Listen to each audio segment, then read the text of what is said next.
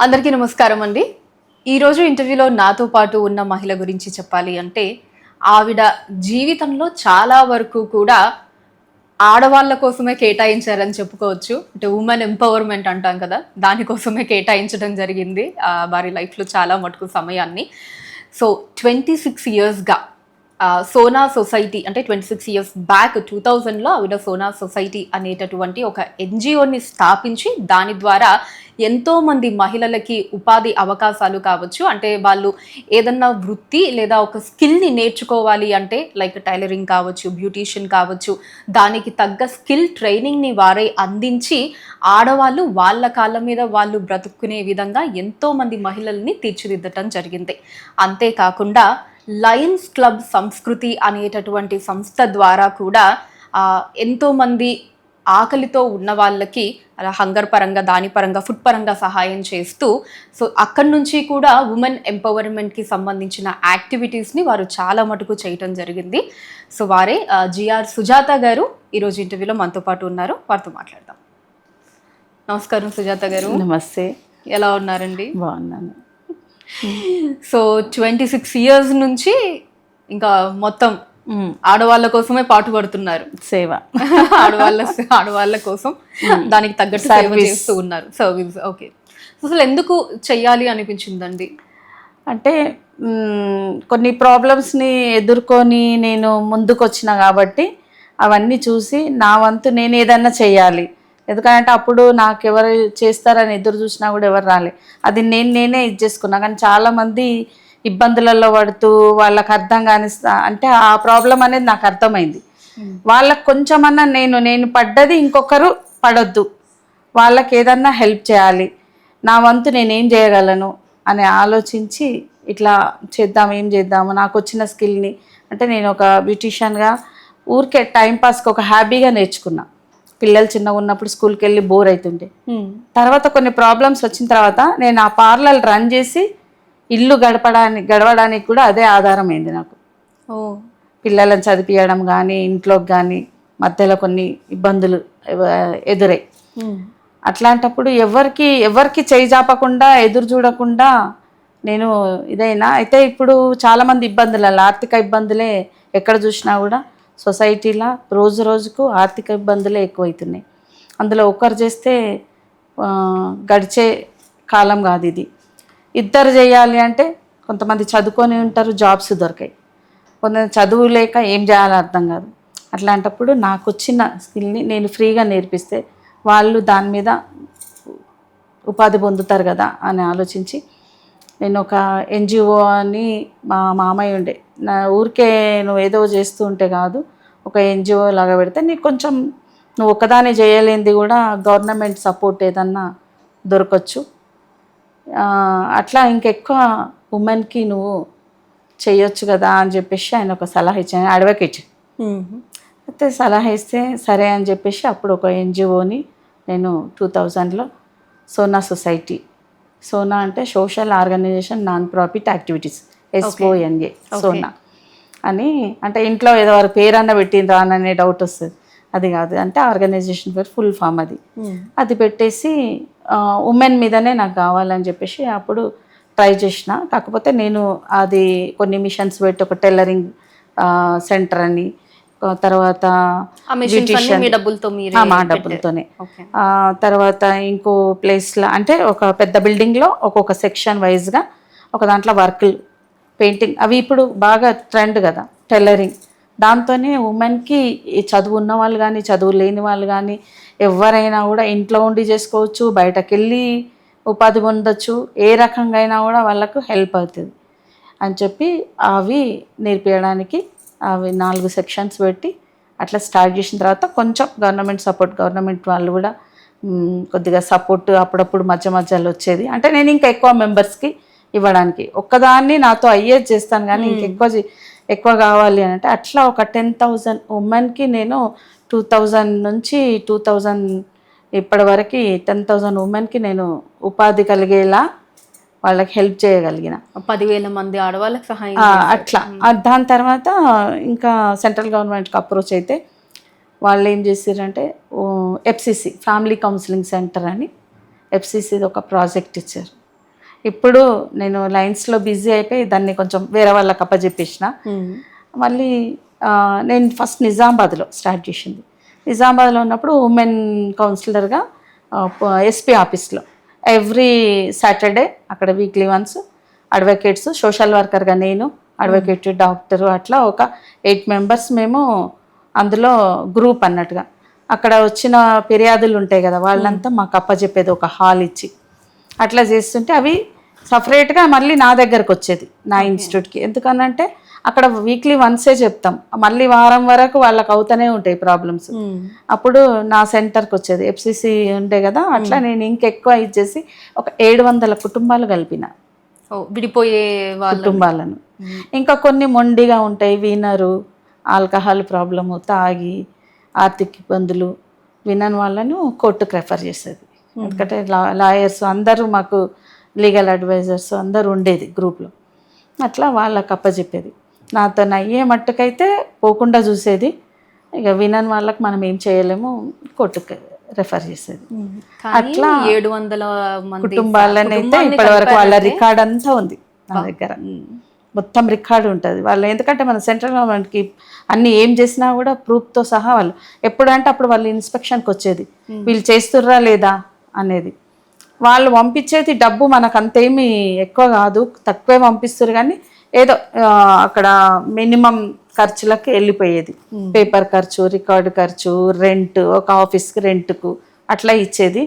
మిగతాయి మొత్తం నేనే బేర్ చేసి దాన్ని మాత్రం ఆగకుండా చాలామందికి న్యాయం చేయగలిగిన. కొంతమందికి అయితే నేను తెలియని వాళ్ళు ఎక్కడెక్కడి నుంచో వచ్చేది. అంటే మాటల ద్వారా విని అక్కడ పోతే ఏదో ఒక రకమైన న్యాయం జరుగుతుంది అనేది ఒకటైతే తెచ్చుకున్నా. అది నాకు చాలా హ్యాపీ. ఎట్లా అంటే ఒకరోజు నేనే ఉన్నా అక్కడ, ఎక్కడ వెళ్ళినాం, వేరే వాళ్ళు చెప్తున్నారు సోనా, నా పేరే సోనా అని పెట్టిరు, సోనా మేడం అని. సోనా సొసైటీ కదా, ఇప్పటికి కూడా కొంతమంది నిజామాబాద్లో సోనా అనే పిలుస్తారు, సోనా మేడం అని. సోనా అక్కడ సోనా సొసైటీ పోతే సోనా మేడంతో ఏ పనన్నా అవుతుంది, ఆమెతో ఏ రకంగా మనకు హెల్ప్ చేస్తుంది. మోరల్ సపోర్టే కానీ, ఫైనాన్షియల్ సపోర్టే కానీ, తర్వాత ఎవరి ద్వారా ఫోన్స్తోని చెప్పి అన్నా మనకి హెల్ప్ చేయించగలుగుతుంది. ఆమె దగ్గర పోదాము, అక్కడ పోదామని మాట్లాడుకుంటే నేను అక్కడే ఉన్నా, నాకు నవ్వొస్తుంది, వెళ్ళి చూడాలా, చెప్పిండ్రు, ఒకసారి చూద్దాము అని అంటున్నారు. అంటే అట్లా మాట్లాడితే నేను స్వయంగా కూడా విన్న, పక్కన నేను ఎవరో తెలియదు, నా పక్కన ఉండే వాళ్ళు మాట్లాడితే ఎవరో వాళ్ళు చెప్పిర్రు నంబర్ ఉంది, ఫోన్ చేసి పోదాము, పలానా ప్లేస్లో ఉంటుందట అని చెప్పేసి మాట్లాడుకుంటుంటే నాకు అనిపించింది చాలు, జీవితానికి ఇంకేం కావాలి. అంటే నాకు ఏదో చెయ్యాలా, ఒక నాతో అయ్యే వరకు ఎవరు ఇబ్బందులు పడకుండా, మెయిన్ ఉమెన్ మీద ఫోకస్. ఉమెనే కదా ఏ రకంగా అయినా సఫర్ అయ్యేది, ఉమెనే. వాళ్ళు కొంచెం సేవ్ కావాలంటే నేను ఏం చేయగలుగుతా అన్నట్టు అట్లా ఆలోచించి చేస్తే నాకు అంత మంచిగా అనుకుంటున్నారు చాలు అనిపించింది. ఎందుకంటే అంతకు మించింది ఇంకా ఏముండదు కదా, ఎంత డబ్బు ఇచ్చినా అది తృప్తి ఉండదు. అంటే ఏమి ఆమె దగ్గర పోతే ఏమి ఆశించకుండా చేస్తుంది. ఒకటి ఎక్కడ పోయినా డైరెక్ట్ పోలీస్ స్టేషన్ పోయినా కూడా వాళ్ళను కూర్చోండి అని కూర్చోబెట్టి, ఆ రోజంతా కూర్చోబెట్టి, వాళ్ళు వేరే ఎవరెవరో పనులు చేసుకొని పంపించేసేస్తే వాళ్ళని, అదే నా ద్వారా పోయినరు అనుకో, ఫస్ట్ రిసీవ్ చేసుకొని, అంటే నేను డైరెక్ట్ పోయేదాన్ని, పోయి పలానా వాళ్ళది ఇల్లది ఫస్ట్ చూడండి అని చెప్పి నేను వస్తుంటే. అట్లా పోదాము, మనం ఎంత తిరిగినా మనకు కావు, తను ఫోన్ చేసినా లేకుంటే వచ్చినా మనకు ఇది చేస్తుంది అనేది వాళ్ళు మాట్లాడుకుంటుంటే అట్లా చేసినా కాబట్టి అందరూ అది సూపర్ అండి. సో అయితే ఇంకా ఎక్కువ శాతం ఈ ఆడవాళ్ళ ప్రాబ్లమ్స్ ఇవన్నీ తీర్చడం కావచ్చు, మెయిన్ ఒక కుటుంబము బాగుండాలి, అండ్ అలానే వాళ్ళ కాళ్ళ మీద వాళ్ళు నించునే విధంగా ఈ స్కిల్ డెవలప్మెంట్ ప్రోగ్రామ్స్ ఇవన్నీ కూడా చేశారు కదా, వాళ్ళకి ట్రైనింగ్ ఇవ్వడం అది. సో ఇలా మీరు చేసిన అన్ని పనుల్లో మీకు బాగా సంతృప్తినిచ్చినటువంటి వర్క్ ఏదండి? దీంట్లో అన్నిట్లలో సంతృప్తి అంటే ఈ ఉమెన్కి ఉపాధి ఎప్పుడైతే కలిగించిందో, ఎందుకనంటే ఒక ఉమెన్ మంచిగా ఉంటే కుటుంబం బాగుపడుతుంది, ఆ కుటుంబం బాగుపడితే అక్కడున్న ప్రాంతాలన్నీ కూడా సంపూర్ణంగా ఉంటాయి, ఇంకొకరికి వాళ్ళు చెప్పగలుగుతారు. మనం వేరే వాళ్ళ ద్వారా నేను ఒకటే చెప్పేది, నేను చేసి మీరు హెల్ప్ తీసుకున్నారు కదా, మీరు కూడా వీలైన మట్టుకు వేరే వాళ్ళకి ఏదానికన్నా హెల్ప్ చేయండి. అట్లనే మీ దగ్గరలో మీ ఆధ్వర్యంలో ఎవరైనా ఇదైతే అంటే వాళ్ళు ఇక్కడ దాకా రాలేరు, మీరు ఉన్నారు కదా, మీకు ఏ రకంగా ఏందో వాళ్ళకి అది అంటే మీరు నేర్చుకున్నది వాళ్ళకు కూడా చెప్పి మీతో పాటు వాళ్ళని కూడా ఇది చేయండి అని చెప్పేదాన్ని. మెయిన్ ఉమెన్కి నేను చేసింది నాకు సంతృప్తి కలిగింది. ఓకే. ఫ్యామిలీ సపోర్ట్ ఎలా ఉండేదండి మీకు? ఫ్యామిలీ సపోర్ట్ నాకు అమ్మ వాళ్ళ నాన్న అమ్మ వాళ్ళు చిన్నప్పటి నుంచి మంచి సంస్కారం. ముందు అమ్మ నాన్నకైతే మనం ఇది చేయాలి, వాళ్ళ సంస్కారమే నాకు. వాళ్ళు కూడా అట్లనే మా అమ్మ ఎవరు వచ్చినా కూడా వాళ్ళకి అన్నం పెట్టండి పంపించేది కాదు. ఎవరైనా సరే ఫస్ట్ ఒక ముద్ద ఉన్న దాంట్లో అయినా సరే తలా ఇంత తిందామని. అదే నాకు కూడా మా అమ్మదే నాకు వచ్చింది. నా దగ్గర లేనప్పుడు కూడా నేను అరే నీకే ఇబ్బందులు ఏంటంటే నేను ఇబ్బందులు పడుతున్నా అని వాళ్ళు పడంగా నా దాంట్లో ఉన్నంతలో వాళ్ళకి అందరం సర్దుకుందాం అనేదాన్ని. అంటే అదే నాకు ఈరోజు నేను ఇంత స్థాయికి రావడానికి కూడా ఆ పుణ్యమే అనుకుంటా. అంతే కదా, ఇప్పుడు చేసింది ఎక్కడికి పోదు. నా దగ్గర లేదని నేను చేయకుండా ఉండి నాకే సరిపోదని ఎప్పుడు ఆలోచించలేదు. నాకు లేదు అని నీకు రేపు ఎట్లా అంటే చూద్దాం ఆ దేవుడు లేడా అనేదాన్ని నేను అని. అట్లా ఇప్పటికి కూడా వాళ్ళు అదే గుర్తు చేస్తారు, నీకు లేని రోజు అదే రకంగా ఉన్నావు, అదే రకంగా పెట్టినాం. ఇప్పుడు ఉన్నాక కూడా ఎవరిని కూడా దూరం కొట్టకుండా నాకెందుకు అని నవ్వు ఇప్పుడు కూడా అనేది. అంటే నాకు ఆ ఆశీర్వాదం పెద్దల ఆశీర్వాదం అనుకోండి. నాకు గురువులు నాకు చదువు చెప్పినప్పుడు మనం అన్నీ విన్నాం అందరి గురించి. అప్పుడు నాకు ఎక్కువ ఇన్స్పిరేషన్ ఏదంటే మదర్ తెరీసాది. ఆమె చదువుకున్న రోజులలోనే రోడ్ల మీద ఎవరన్నా ఉంటే ఇబ్బందులలో ఉంటే ఏదన్నా చెయ్యాలని ఆమెది కూడా అన్నీ చదువుతూ వింటూ ఉంటే అని మనం కూడా అట్లా చేయాలి కదా అని ఆలోచన. అట్లా ఒక్కొక్కటి చూస్తుంటే గురువులే కానీ నాకు మా అమ్మ నాన్ననే కానీ స్నేహితులే కానీ తర్వాత పెళ్ళైన తర్వాత భర్త ఆయన సపోర్ట్ కూడా చాలా ఉంటుంది. ఆయన సపోర్ట్ వల్లనే నేను ఇప్పటివరకు ఇంత ఎదిగి ఈ లయన్స్ క్లబ్లో పెద్ద ఎత్తున కావడానికి కారణం కూడా ఆయన్ని. ఓకే. అంటే నాకు ఆయన సేవల్లోనే ఉన్నాడు. ఆయన ఇంకా పెద్ద ఎత్తున నాకంటే ఎక్కువ చేస్తాడు ఆయన. ఓ అవునా? చాలా. ఏం చేస్తుంటారండి sir? Sir business okay, dynamic tools అని ఇండస్ట్రీ బాలనగర్లో. ఓ నైస్. ఓకే. సో పిల్లలు ఎంతమంది? వాళ్ళు ఏం చేస్తున్నారు? పిల్లలు ఇద్దరు, ఒక పాప ఒక బాబు. పాప పెళ్ళయింది, పాపకి ఇద్దరు. బాబు పెళ్ళైంది, బాబుకి ఇద్దరు. ఒక పాప బాబు, ఒక పాప బాబు వాళ్ళకు. చక్కగా ఇద్దరు మనవళ్ళు, ఇద్దరు మనవరాలు. కూతురు అల్లుడేమో బీటెక్ చేసారు వాళ్ళు, మెకానికల్ ఇంజనీరింగ్ జాబులు చేసారు. అవి రిజైన్ చేసి ఓన్గా వాళ్ళు ఇప్పుడు కన్సల్టెన్సీ పెట్టుకున్నారు. సేజ్ యూనివర్సిటీ అని. వాళ్ళు ఇప్పుడు హయ్యర్ స్టడీస్కి పంపించడానికి చేయడానికి వాళ్ళ ఓన్గా ఆఫీస్ పెట్టుకొని అది చూసుకుంటున్నారు. ఓకే. ఇక బాబు ఏమో seed company, vegetable seeds company మా తమ్ముడిది. ఎట్లా అందులోకి ఎందుకు వెళ్ళినట్టే మా తమ్ముడు హ్యాండిక్యాప్డ్. ఆయన కొంచెం పెద్ద అయినా మంచిగా స్టాండర్డ్గా ఉండే. ఇద్దరు తమ్ముళ్ళు. పెద్ద అయిన కరోనాలో మొన్న చనిపోయాడు. ఆయన అయిన తర్వాత ఈయన హ్యాండిక్యాప్డ్ కొంచెం ఆయన పిల్లలంతా చిన్న చిన్నగా ఉన్నారు. అప్పుడు మా బాబుని తీసుకున్నాడు. ఆ కంపెనీ అంతా ఆయన చూసుకుంటున్నాడు కాబట్టి అదే. కోడలేమో యాంకర్, ఫోక్ సింగరు. నా ప్రొఫెషనే. ఓకే, ఫోక్ సింగరు కోడలు. నైస్ అండి. అట్లా సో చక్కగా హ్యాపీ ఫ్యామిలీ మొత్తం అంతా సెటిల్ అయిపోయారు. మీరేమో ఇంకా ఎక్కువగా చేయడానికి ఆ అవకాశం, ఆ అదృష్టం నాకు దొరికింది అనుకుంటా. ఎందుకంటే ఏదో చేయాలని అనుకుంటాం కానీ మనకు చేయడానికి కూడా సహకరించే అందరు సహకరించరు. మనకి యూనివర్సిటీ సహకరించాలా, మళ్ళీ చేయాలనేది అది మనకి ఆర్థికంగా కూడా ఇంతమందికి ఇచ్చేయాలంటే రావాలి. అట్లా అన్ని రకాలుగా నాకు ఆ భగవంతుడు కృప అండి. మరి అప్పుడు ఈ వీళ్ళందరికీ హెల్ప్ చేయడానికి కావచ్చు, బయటకి తిరగడాలు అవి ఎక్కువగా ఉంటాయి కదా. చాలా సందర్భాల్లో మీ డబ్బులు మీరు ఎదురు పెట్టి వీళ్ళందరికీ కూడా హెల్ప్ చేయడం జరిగింది ఆడవాళ్ళకి. మరి ఇంట్లో ఎప్పుడు అసలు టైం ఇవ్వడం లేదు, డబ్బులేమో అక్కడ పెడుతున్నావు, అలాంటి కంప్లైంట్లు ఏం రాలేదా? అంటే అలాంటివి రాకుండా చూసుకుంటాం. ఎందుకనంటే పిల్లలను చూసుకొని ఇంట్లో చూసుకున్నా మిగిలిన టైం వేస్ట్ చేయకుండా మన సినిమాలకు షికార్లకు ఎప్పుడన్నా ఎంజాయ్ చేస్తాం, చెయ్యమని కాదు. ఎక్కువ దానికి ఇవ్వకుండా దీనికి టైం తీసుకొని ఆ టైంలో నేను ఇది చేసుకుంటా కాబట్టి వాళ్ళకి ఎవరికి ఇబ్బంది కలగదు. నేను చేస్తున్నా, మంచి పనులు చేస్తున్నాను హ్యాపీగా వాళ్ళు కూడా నాకు ఎంకరేజ్ చేస్తారు. ఓకే. సో అటు ఏది ఒకటి ఎక్కువ తక్కువ కాకుండా రెండింటిని బ్యాలెన్స్ చేసుకున్నారు. అంతే. మీకున్న ఇష్టాన్ని అలానే ఫ్యామిలీ టైం, ఫ్యామిలీని చూసుకుంటూ నా ఇష్టాన్ని అన్నీ నేను చేసుకోగలుగుతున్నా. సూపర్ అండి. ఫైన్. సో ఇంకా మీ గోల్ ఏంటండి? నెక్స్ట్ ఏంటి? ఇంకా ఏం చేద్దాం అనుకుంటున్నారు? ఏం నెక్స్ట్ చేయాలి అనుకుంటున్నారు? నెక్స్ట్ గోల్ అంటే ఇప్పుడు ఆల్మోస్ట్ నాకు లైన్స్లో కూడా అన్ని పోస్టులు అయిపోయినాయి. మెయిన్ పోస్టులు zone Okay. President, secretary, treasurer, zone chairman, reason chairman, district ఇది ఇప్పుడు డిస్టిక్ ట్రెజరర్గా ఉన్నా.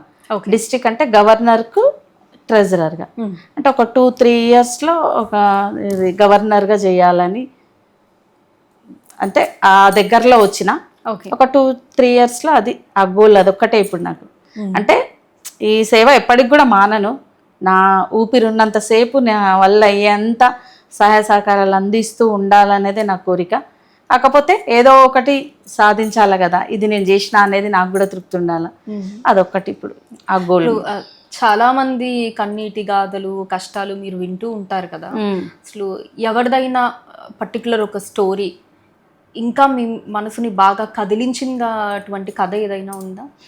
ఉంది. ఒక అమ్మాయి అంటే ఊర్లలో ఎట్లా చేస్తుర్రంటే పురాతనం నుంచి కూడా చూస్తుంటే వాళ్ళను దేవుళ్ళ మీద వదిలేసి, అంటే కన్య పిల్లలను వదిలేసి వాళ్ళకి పెళ్ళిళ్ళు చేయకుండా ఊరి మీద అని పెడతారు, దేవదాసి టైప్లో పెడతారు.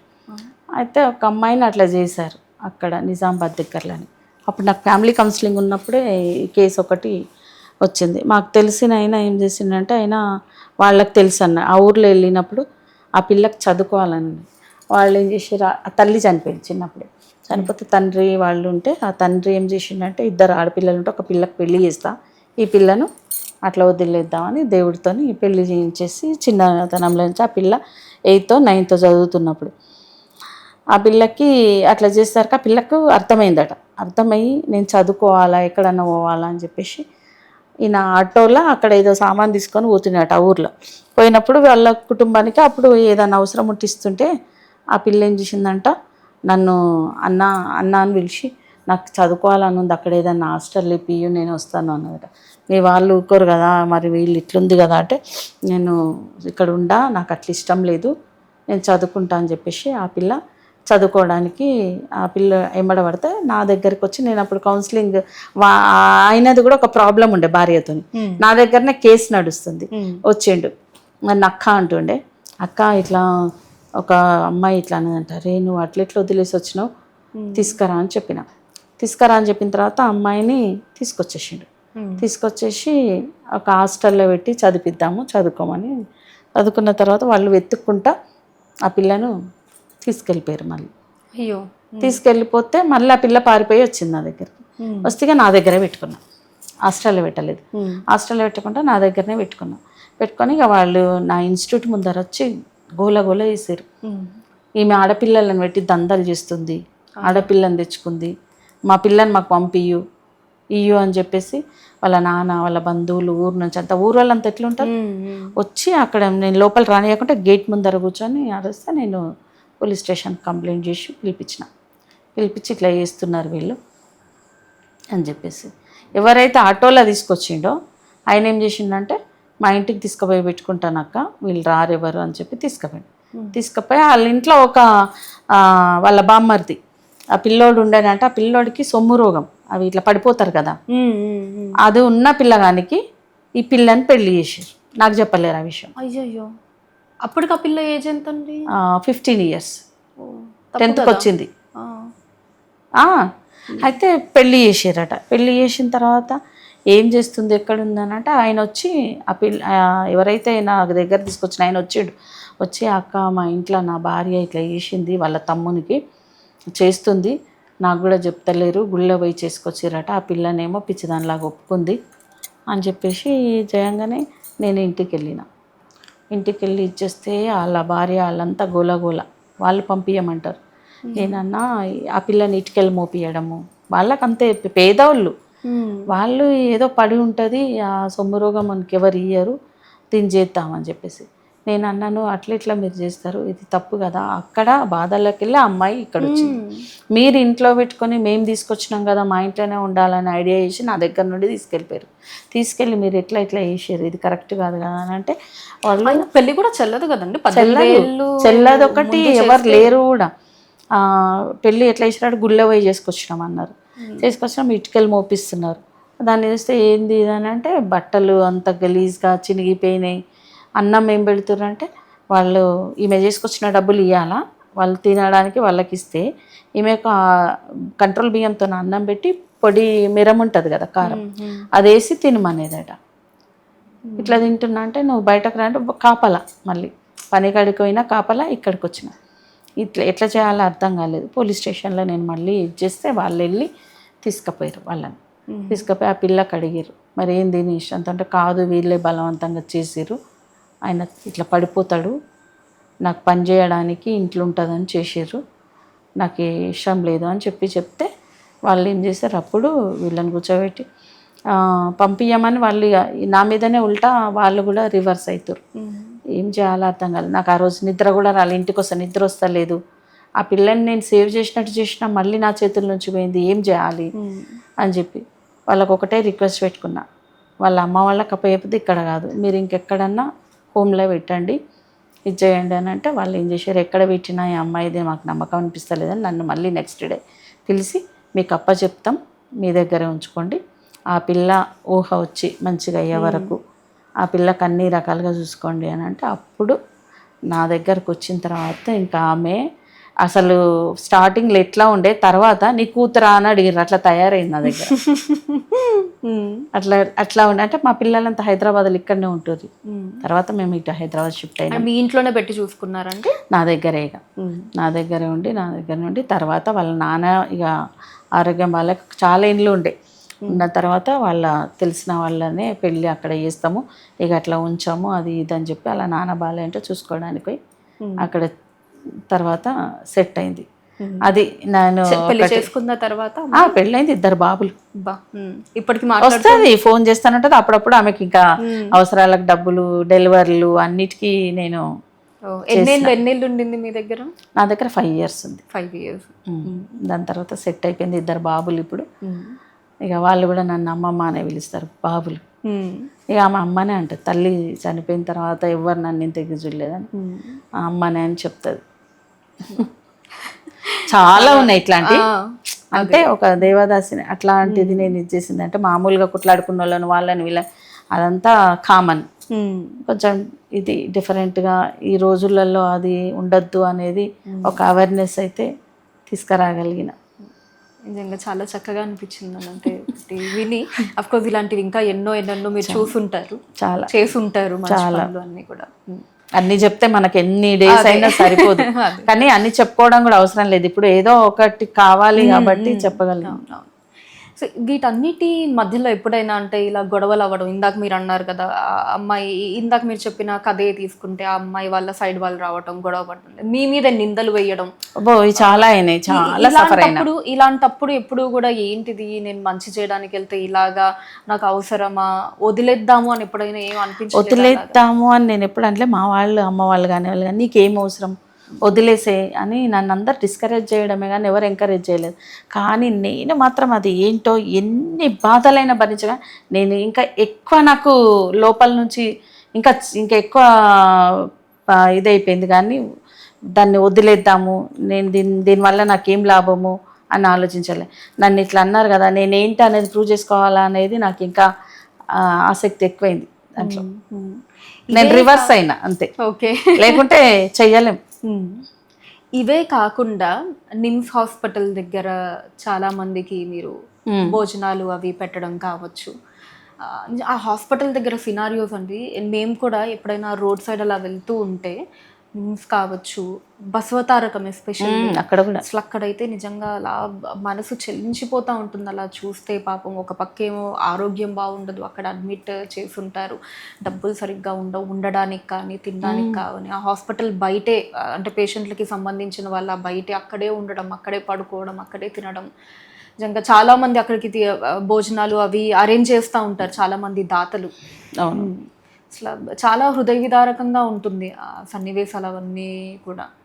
సో అది ఎప్పటి నుంచి స్టార్ట్ చేశారండి ఫుడ్ది? అది 2019 నుంచి గాంధీ హాస్పిటల్ ఫస్ట్ పెట్టినాం. 1 year 2 years 1 year పెట్టినాం. పెట్టిన తర్వాత వేరే వాళ్ళు రావడం స్టార్ట్ చేశారు, మేము పెట్టడం చూసి అందరం అక్కడే ఎందుకు అని అక్కడి నుంచి నేను బసవతారకం అప్పుడు క్యాన్సర్ అవేర్నెస్ చైర్మన్గా ఉన్నా. క్యాన్సర్ మీద క్యాంపులు పెట్టడము, క్యాన్సర్ మీద అవేర్నెస్ ఎక్కువ రూరల్లో, విలేజ్లో, స్లమ్ ఏరియాలో, మూల ప్రాంతాలలో ఎవరైతే వాళ్ళకి అందియారో అట్లా వెతుక్కొని ఏదైనా కూడా నేను దాని మీదనే పెడతాను. అందరు చేసే దగ్గర మనం చేసి ఏదో ఫోటో దిగుదాం, ఏదో ఇది చేసినా చూపించుకోదాం, అది ఎవరైనా చేసినా నాకు నచ్చదు, నేను చెయ్యను. అట్లా అక్కడ నుండి క్యాన్సర్ హాస్పిటల్ నేను అవేర్నెస్ చైర్మన్గా దానికి ఉన్నప్పుడు అక్కడ క్యాన్సర్ హాస్పిటల్ బసవతారకం మీరు అన్నట్టుగా అక్కడ పెట్టినప్పుడు అక్కడ చాలామంది స్టార్ట్ అయ్యారు. మళ్ళీ వాళ్ళు వీళ్ళు రావడం అక్కడి నుండి దాని నుంచి షిఫ్ట్ చేసి నీలోపర్ ఇక్కడ ఎంఎన్జే హాస్పిటల్. అంటే ఇది ఎలా రోజు ఉండేదా అండి లేదా వారానికి ఒకటి అలా? లేదు డైలీ మాకు సురేష్ అని మా తమ్ముళ్ళలాగా ఆయన కూడా ఒక ఎన్జిఓ, ఆయన ద్వారా ఆయన ఇంకా వేరే వాళ్ళు కొంతమంది ఇస్తారు, నేను సురేష్ ఆయన కోఆర్డినేట్ చేస్తాడు. పెద్ద కిచెన్ గాంధీనగర్లో, అది కూడా చూడొచ్చు మీరు ఆ ఫొటోస్. ఆ కిచెన్ దానికి కావాల్సిన సామాగ్రి అంతా సెటప్ ఉంది అక్కడ. ఆయన మొత్తం ఆయన్నే చూసుకుంటాడు. మేము నెలకి డబ్బులు ఇస్తాం. అంటే ఆయనకు ఒక్కదాన్ని ఇస్తే కూడా సరిపోదు కదా, ఇంకా వేరే వాళ్ళు నేను అట్లా ఇస్తుంటాము. ఇచ్చేసి దాన్ని రెగ్యులర్గా డైలీ పెట్టించడం.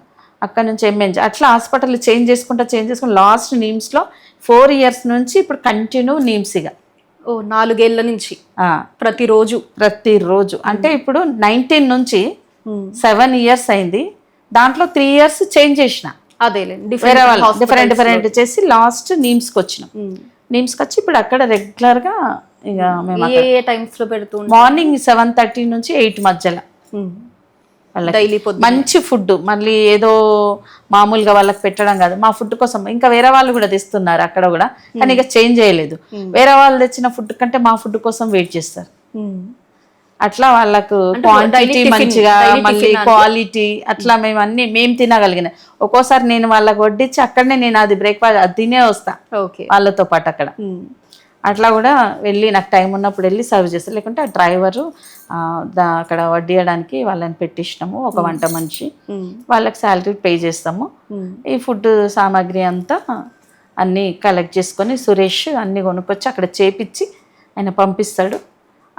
అట్లా డైలీ రన్ అవుతుంది. మళ్ళీ నిజామాబాద్లో మేము అక్కడ కూడా ఒక ఎన్జిఓ మా ఇందూరు యువత అని పిల్లలు వాళ్ళు ఒకటి పెట్టుకుంటే వాళ్ళకి హెల్ప్ చేసి వాళ్ళు చిన్నగా చేసుకుంటే వాళ్ళు ఎదగడానికి నేను 16 years, అది కూడా 16 years నుంచి వాళ్ళకి అన్ని రకాలుగా హెల్ప్ చేస్తున్నా. అక్కడ ఏం చేస్తామంటే అనాథ శవాలకి అంత్యక్రియలు, మళ్ళీ గోసేవ, చాలా పుణ్యకార్యం. గోసేవ అక్కడ నిజామాబాద్లో ఈ అన్నదానం.